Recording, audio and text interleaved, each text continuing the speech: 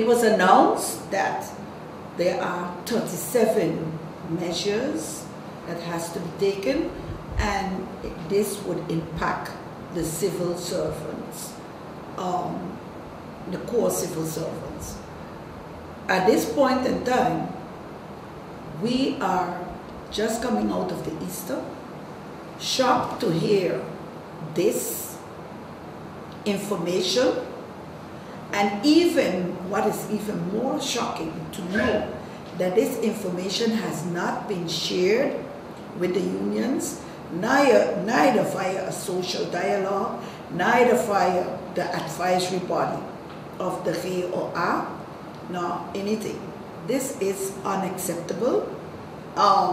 The list, we are only hearing 37, we don't know what it entails, but the whole crux of the matter is, as unions, we are not going to play dumb, deaf, blind, and of course we are not going to lay down and play that we are dead either.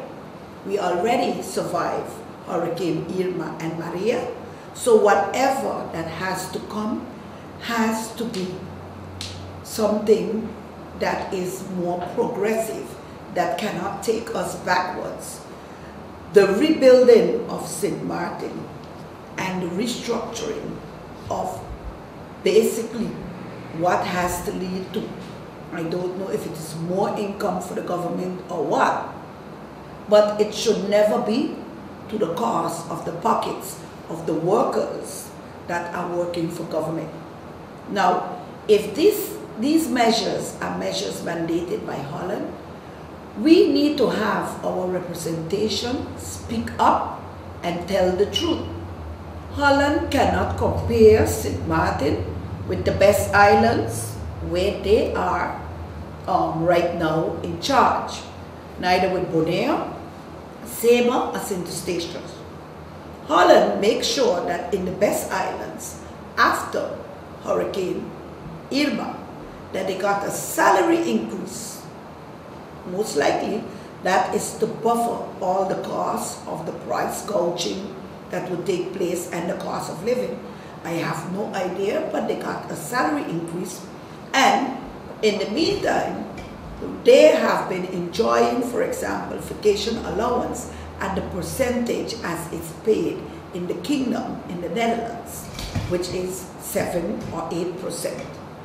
In St. Martin, we are by far the only part of the kingdom that are still struggling on a 6%, which most of our civil servants do not use that actually to go on a vacation. Their vacation allowance is to supplement their insurances for their homes and the properties as such against the same catastrophic hurricanes, which boom pats, we got one this year after 22 years. This is not a call that Holland can make on me, and the civil servants that I represent, which are teachers. The reality is that in the teaching profession, and just now I'll turn it over to the Civil Servants Union, in the teaching profession, we have a shortage of teachers. And I can say that off the bat, we have a shortage of teachers in the elementary schools, in the secondary schools, and even in higher, up in higher education. So basically, where we are faced with a shortage in personnel, we are going to be faced with additional measures. I just cannot imagine. I am not interested right now to carry any dialogue that entails any cuts to my members. So since this step was bypassed, the unions never received an invitation. The fact of the matter is, it is not something that is going to be taken lightly by the unions and by our members.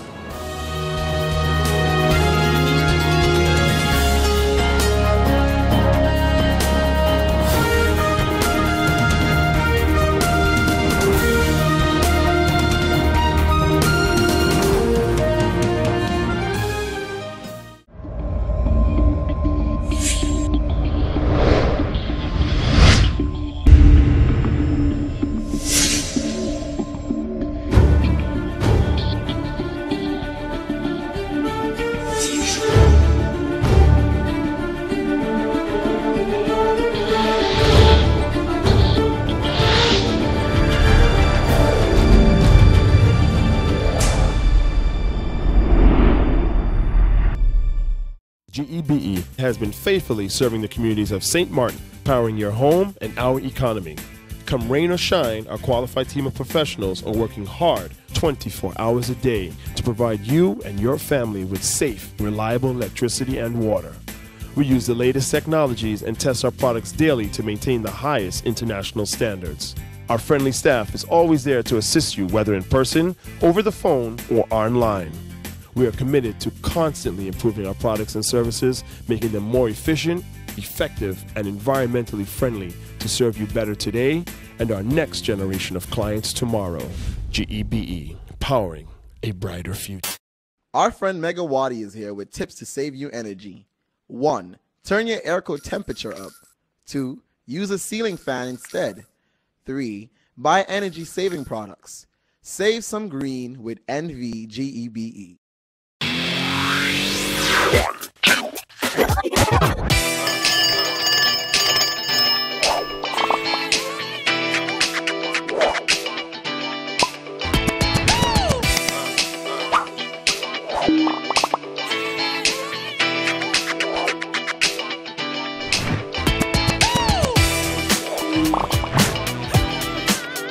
Tell them, connecting you.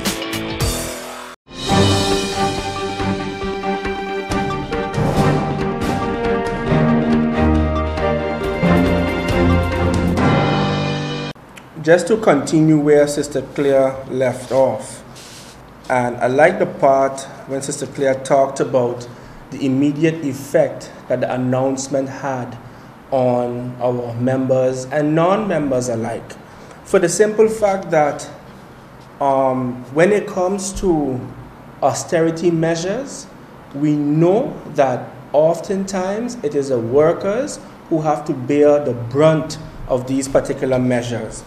Now, one question that kept reoccurring, that kept coming up, and at least our discussions with members and non-members alike, is whether in fact there would be cuts to the handsome compensation that maybe parliamentarians or ministers are currently enjoying. Of course, at this particular time, because we don't have the document in our possession, we can't answer that affirmatively.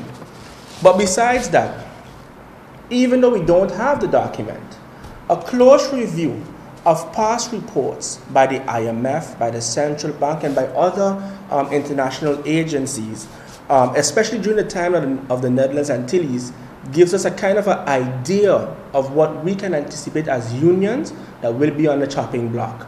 Sister Claire mentioned already the vacation pay, which of course, as she rightfully said, that our workers are using it to supplement their income, all right? But besides that, the timing of this announcement is what has us a bit uncomfortable. As I said a few weeks ago, and I stand by that particular statement, in light of the continuously rising cost of living on St. Martin, where you have a number of people struggling to pay the bills, you have civil servants that are still reeling from the effects of Hurricane Irma. To now talk about austerity measures, you can only imagine the level of demotivation, disgust, and nervous worry that is felt among civil servants. All right? It's no surprise, again, with regards to the cost of living. We heard about the insurance going up. We heard about the medical tariffs at the St. Martin Medical Center going up, and as well as other areas. Usually, when it comes to these austerity measures, there is talk about freezing of wages or the cutting of incremental wages that civil servants enjoy. So now, can you imagine now that with the increase of cost of living on St. Martin, the freezing of wages, in the end, the result will be the expansion of what I would like to term the working poor on St. Martin, where you're just working in order to pay bills, but you're not able, your wages are not able to enable you to enjoy a dignified life, a high standard of living. The question that we have in our mind is, what protections, what measures, what policies, what actions are being taken to protect the quality of life, and in particular in this case, the working class and civil servants of St. Martin. It cannot be said enough that civil servants are the backbone of this society. It cannot be said, it cannot be emphasized enough that civil servants are the lifeblood of this society. We don't have enough time to go over the instances where civil servants went above and beyond the call of duty to ensure or to assist in the cleaning up and the rebuilding of this country. We don't have time for that. But instead, what are we greeted with? Announcements, of course. But besides that, and Sister Claire touched upon it, the social aspects of it. All right? The social aspects of this is very alarming to us, because if we are seeing a trend whereby the cost of living is outpacing wages, and we already talked about the phenomenon of the working poor, what effects will this have, particularly on those civil servants who was looking forward to this vacation monies, who was looking forward to this increase in wages, for instance, in order to make critical repairs to their homes, in order to fund their children's education, in order to make important investments in their future? What happens to them? Again, and it is not to speak premature, but again, based off of a close reading of various IMF reports and the central bank and other agencies, what we've also noticed that once there is austerity measures in the public sector, at times it translates into additional benefits and securities for the private sector. It is rather surprising, if we can use that word, that 2 weeks prior to the minister's announcement, we saw an article by the SHTA calling on government to curb its spending. And then 2 weeks after, we see this, that government is too big and government carries a bulk, the civil service carries a bulk of their costs. But no mention was made as to some of the reasons why, quote unquote, the government's budget is too big. Why aren't we having a talk about the need for tax reform, tax avoidance, tax fraud, tax compliance? Taxes, as we know, is one of the main areas that government gets its money. All right? These are some of the discussions we need to have also, instead of just going towards cuts, which we know only we of the working class are going to feel, whereas other sections of the society seemingly is getting away scot-free. That to us is not fair. If there are talk about cuts, it must be equitable. If there are talks, and I'm not saying I support the talks about cuts, but if, it can't be that only one particular group are constantly being faced, right, with having to make serious decisions with regards to how they're going to survive, whereas other groups are untouched. I believe one of our CEOs mentioned it last week in his presentation when he said that we are all in this together. I think that as a true sign of leadership, as a true sign of country above self and rebuilding St. Martin and St. Martin stronger, they need to show improve this particular value. I join Sister Claire in saying that we are looking forward to receiving a copy of the highly anticipated cost-cutting measures that was put together by the Honorable Minister of Finance and the Honorable Prime Minister. And we can say without a doubt that we'll definitely be having meetings with our membership in the civil service in order to document their concerns, as well as to get a bit more, to have a discussion as to the broader implications that these austerity measures will have on their livelihoods.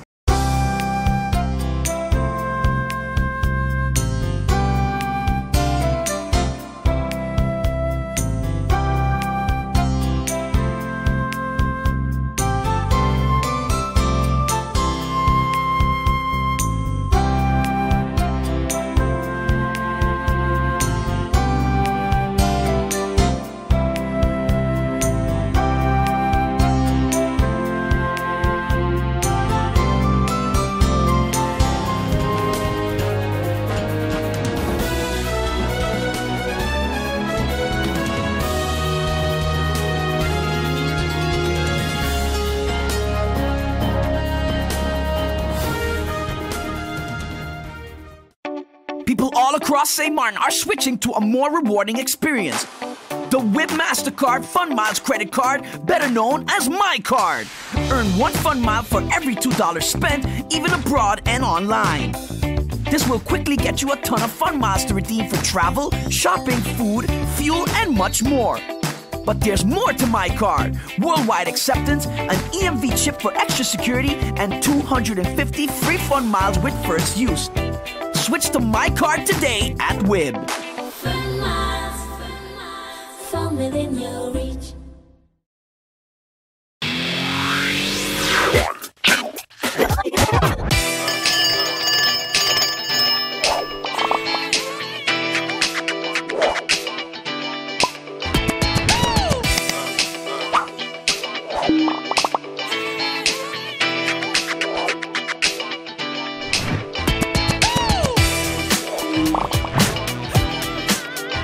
Tell them, connecting you.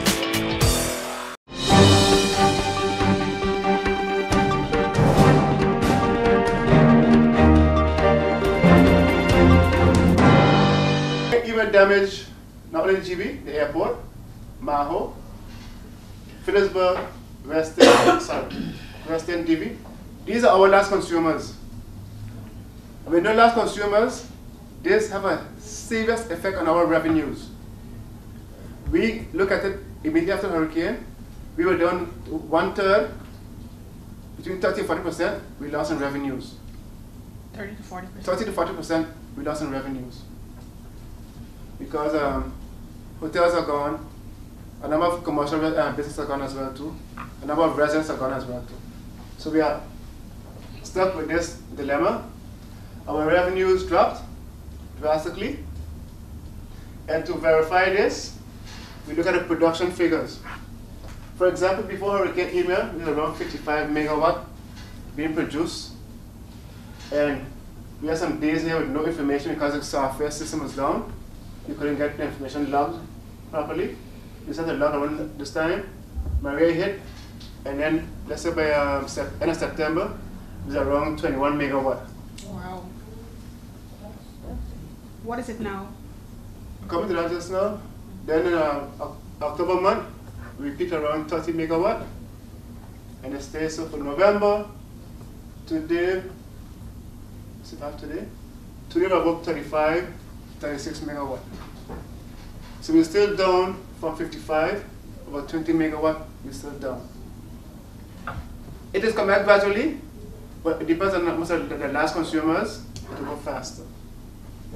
But we also call in the large consumers. Yes. We call all our consumers to GB. We have to talk with them as well too, to get from them when they're going to be back online more or less.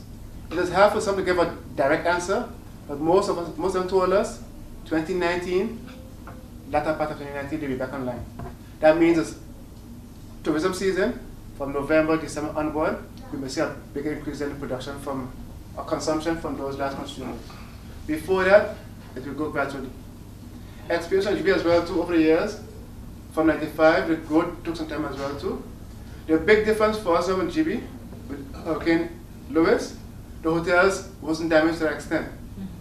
They were still operational, but now they are out of business. Our energy production before Hurricane Irma was about 1.1 million gigawatt hours per day. Sorry, can you repeat please? Which part? The whole thing is production. This is energy production per day. We had before the megawatt, now this is energy produced per day, about 1.1 million kilowatt hours per day for 30 days more or less. It dropped in September, it's going back slowly. I don't think I have January month, but we're around here still more or less anyway, around 700,000 kilowatt hours per day. That shows you the 30% that we verify with the last consumers come back in as well too, to justify the loss of revenues that we have. Did you say 700,000? That's what you're at now. Yeah. No. Okay. Production. I can get the figure here. Moving forward, we have some makeshift office spaces in GB, in this building, also distribution. We also went out to seek some payment arrangement for our large suppliers such as Sol, Seven Seas, Watsil, etc., to see if they can give us some ease with our payments as well, because we want to get back some funds in because we spent a lot of money on the restoration. But some of them is positive, some are not positive because, for example, Sol also suffered damages as well to an island. And we didn't take in mind that Sol is also in Totola, Puerto Rico, St. Thomas, Dominica, etc. But we did approach them still, and we understood their concern as well. We're in the same boat. The main office, we have to build a new main office. Our water tanks are being repaired. The buildings, we're gonna fix back. Ongoing cabling. Review our hurricane preparedness. There's a lot of lessons learned. And we had our secretary document a lot as well too. We had pending us vacation, not vacation, stagiaire. Oh yeah, intern. Intern was pending for jobs in my GB anyway. We still took her on. Her field is safety and security. She's also assisting us to the documenting lessons learned from this hurricane. And also with her education knowledge, upgrade our plan going forward. So we're doing our best to also accommodate students as well still in these difficult times. This is a big challenge for us financially. We have some challenges there, but we have to manage to the best of our ability so GB can still survive and bounce back as soon as possible.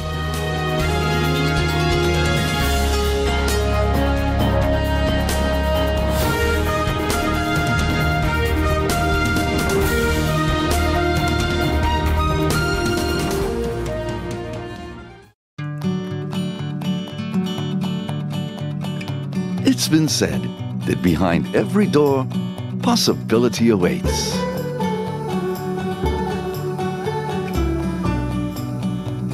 How much possibility depends on which door you open first. Every day, we help our customers discover the possibilities in their lives. It all starts with a conversation. Scotiabank. Discover what's possible. 1, 2, 3, 4. This is how common it is to develop a mental illness. 1 out of every 4. 4, 4. 4. But there is hope. Today, most mental illnesses can be managed and treated. Visit your general doctor if you feel concerned about your thoughts and behaviors or have some difficulty dealing with some of life's issues. If you have been diagnosed and are suffering from a mental illness, keep in mind these 4 points to help you manage your mental health. 1. Get regular checkups with your general doctor. 2. Stay on your treatment plan to prevent relapses. 3. Find a strong support group in your family and friends. And 4. Never be afraid to ask for help and look out for the warning signs of your illness. Remember, you are not alone. We are as close as one. 2. 3. 4. Learn about mental health illness by going to the Mental Health Foundation's website at www.mhf-sxm.com.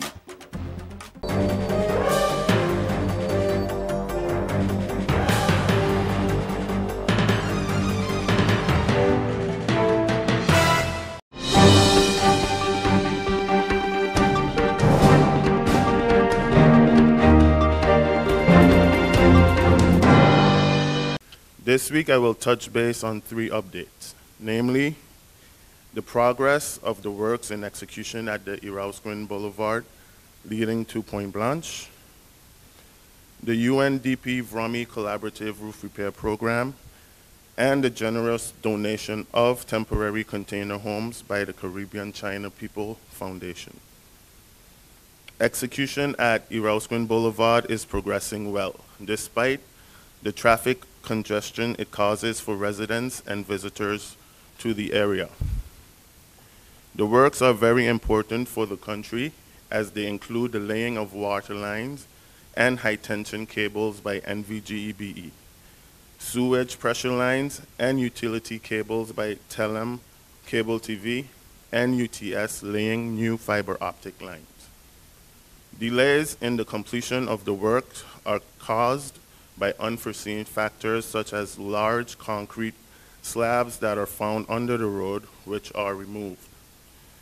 The works on Erausquin Boulevard are scheduled to complete tomorrow on Thursday, and as of April 3rd, Works will resume from the Sang supermarket up to and including the area around Emma Plain Bridge, which is Boncamper Road. All completed areas will be resurfaced, which will improve the traffic flow. The roof repair program of the UNDP and in collaboration with the Ministry of Rummy is expected to have its first groundbreaking next week. Repair works will then start at the first home as a time will be as we will come up with a time with all parties involved. On Monday, March 26, the Ministry of Rummy received a shipment of 19 container homes that were donated by the Caribbean China People Foundation in efforts of alleviating the housing shortage caused by Hurricane Irma. The folding containers will be assembled by the Ministry of Rummy, and the Ministry of VSA will be assigning the homes to families in need. I would like to acknowledge and extend my heartfelt gratitude to the Executive Chairman, Mr. Kuchuk of the Caribbean China People, and the members of the organization.